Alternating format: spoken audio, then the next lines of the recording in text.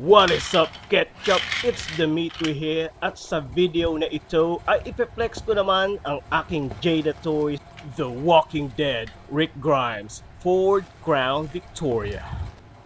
At eto mga dude, ang front side na kanyang box na kung saan nakadisplay ang car, ang right side na may title The Walking Dead, ang back side na makikita nyo ang car at ang mga sulat na hindi mo rin naman babasahin, ang left side na may title din, The Walking Dead.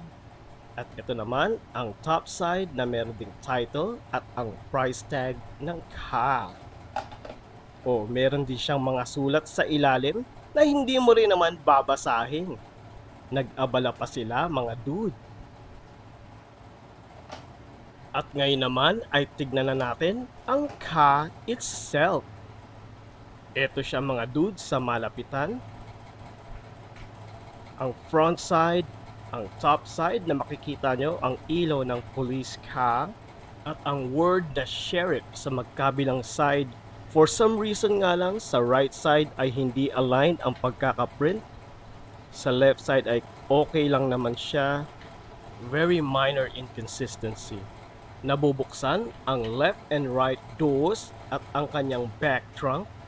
But for some reason ang kanyang harapan na lagayan ng makina ay hindi nabubuksan. Now it is possible na baka meron lang trick kung paano siya buksan, but I'm not gonna take the risk of breaking it.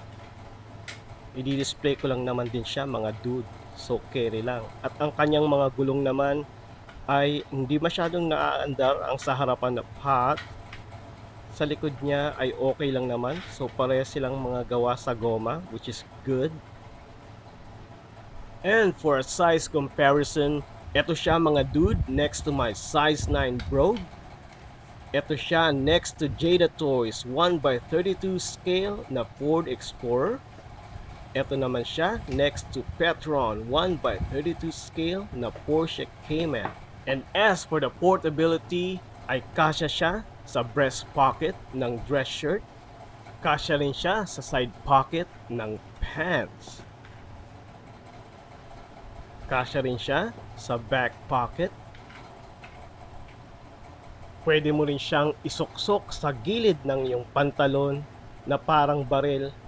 Pero mukha ka namang tanga kapag ginawa mo yun. Okay ka lang, bahala ka sa buhay mo. And that is it, pansit mga dude. I hope na nag-enjoy kayo sa video na ito. At yun lang naman mga guys. Makakaalis ka na.